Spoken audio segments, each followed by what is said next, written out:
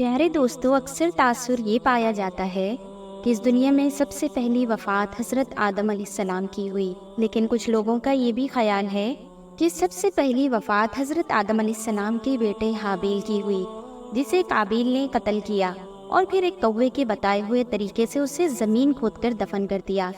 مگر عظیم مورخ ابن جریر الطبری علیہ السلام کچھ مستند روایات کے حوالوں سے یہ دونوں نظریے غلط ثابت کر دیتے ہیں اور لکھتے ہیں کہ زمین پر سب سے پہلی وفات حضرت آدم علیہ السلام کی ہوئی اور نہ ہی حابیل کی۔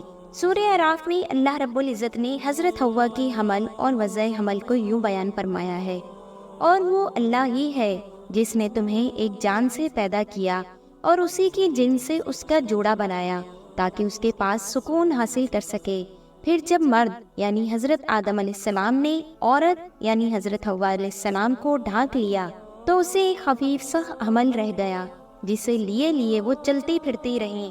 پھر جب وہ بوجھل ہو گئیں تو دونوں نے مل کر اللہ یعنی اپنے رب سے دعا کی کہ اگر تو نے ہم کو اچھا سا بچہ دیا تو ہم تیرے شکر گزار ہوں گے۔ مگر جب اللہ نے ان کو صحیح اور سالم بچہ دے دیا تو وہ اس کی بخشش اور عنایت میں دوسروں کو اس کا شریک ٹھہرانے لگے۔ حضرت سعید بن جبیر رضی اللہ تعالیٰ عنہ سے اس آیت کی تفسیر میں مروی ہے کہ حضرت حوا کو جب پہلی بار حمل ٹھہرا تو آپ نے بوجھ محسوس کیا۔ یہ زمین پر آنے کے بعد پہلی بار تھا کہ آپ کا پیٹ یوں حمل کی وجہ سے باہر نکل رہا تھا، جس کا بوجھ اور تکلیف آپ کو چلتے پھرتے محسوس ہوتی تھی۔ اسی حالت میں ایک رات آپ سوئیں تو خواب میں شیطان نظر آیا، کہنے لگا، اے حوا، تمہارے پیٹ میں کیا ہے؟ آپ نے کہا، مجھے کیا معلوم کیا ہے۔ ابلیس نے پھر کہا، اگر یہ صحیح سالم نکل آیا تو کیا تم میری بات مانو گی اور جو میں کہوں گا اس پر عمل کرو گی؟ آپ نے حامی بھر لی تو کہنے لگا، اس کا نام عبد الحارث رکھنا۔ اس کی وجہ آپ نے یہ بیان کی کہ حارث ابلیس لعین کا نام تھا، یعنی وہ حضرت آدم علیہ السلام کی پہلی اولاد کو اپنے نام کے ساتھ منسوب کرنا چاہتا تھا۔ حضرت حوا نے حامی بھر لی اور صبح تمام واقعہ حضرت آدم علیہ السلام کے غوش گزار کر دیا۔ حضرت آدم علیہ السلام نے تمام واقعہ سننے کے بعد فرمایا، وہ شیطان تھا، تم مجھ سے بچ کر رہنا، یہ ہمارا دشمن ہے جس نے ہمیں جنت سے نکلوایا تھا۔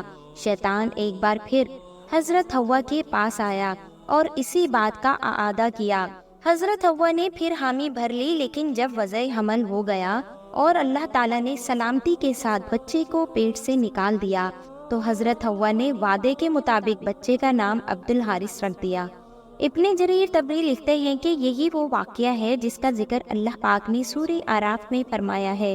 اسی واقعے کی طرف ایک اور روایت حضرت ابن عباس رضی اللہ تعالیٰ عنہ کی طرف بھی منسوب کیا جاتا ہے۔ آپ فرماتے ہیں کہ حضرت آدم علیہ السلام سے جب حضرت حوا کو جو اولاد ہوتی تو انہیں اللہ تعالیٰ کا عہد قرار دیا جاتا اور ان کے نام عبداللہ اور عبید اللہ وغیرہ رکھے جاتے، لیکن ان کی وفات بہت جلد ہو جاتی۔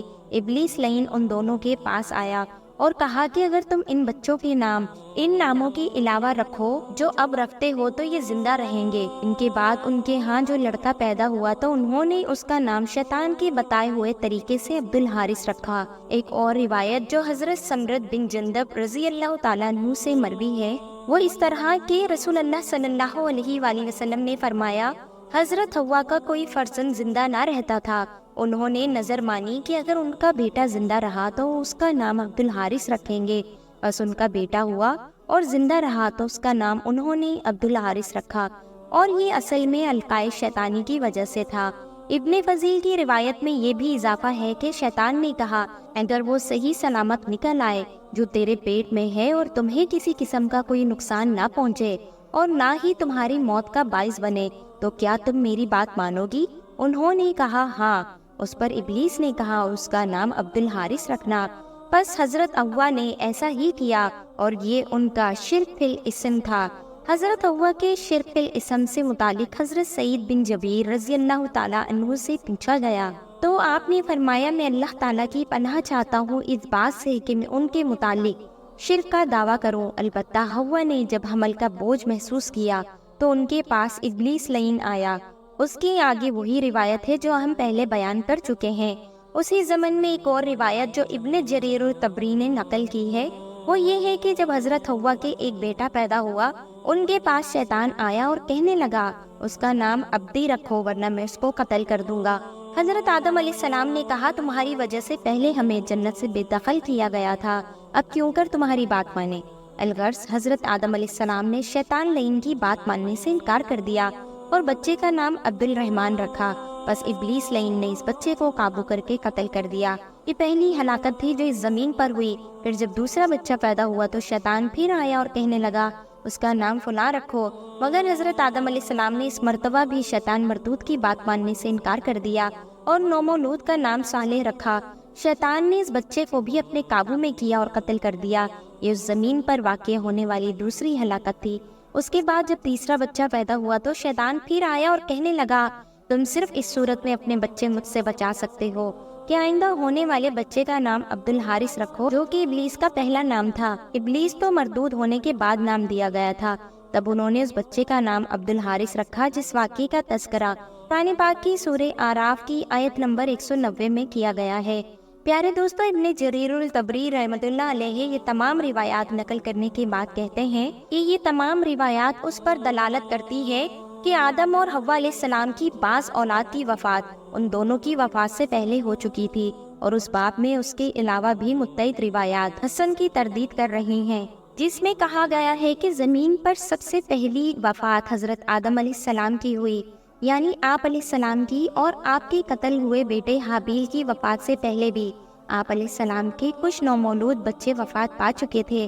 پیارے دوستوں، امید کرتے ہیں کہ آج کی یہ ویڈیو آپ کے علم میں بیش و قیمت اضافے کا باعث بنی ہوگی۔ اپنے قیمتی رائے سے ضرور آگاہ